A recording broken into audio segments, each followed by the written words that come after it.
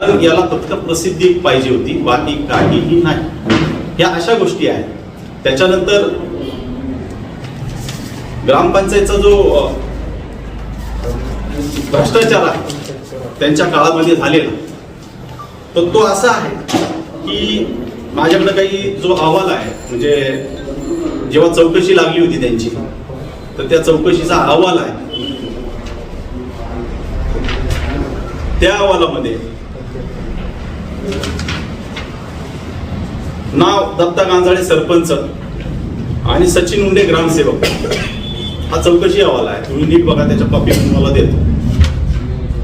तर याच्यामध्ये लहान मुलांच्या अंगणवाड्या बांधण्यासाठी भरपूर प्रमाणात शासनाकडून निधी उपलब्ध झाला होता मनसेमध्ये. आणि ह्या म्हणजे तो अंदाजे माझ्या मते, मी थोडं डिटेल सांगत नाही, पण 28,50,000 रुपये निधी आला होता मनसर मध्ये.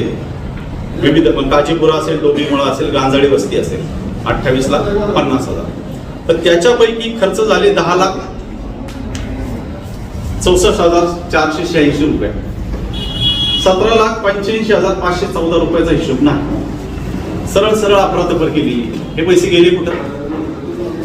साधं आणि सरळ गणित आहे. शासनाचे जर एवढे पैसे आले होते, ते पैसे गेले कुठं? या अहवालामध्ये ते सर्व काही नमूद आहे.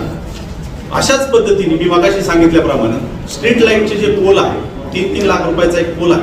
तुम्ही चौकशी करा त्याचे टेंडर कसे काढले.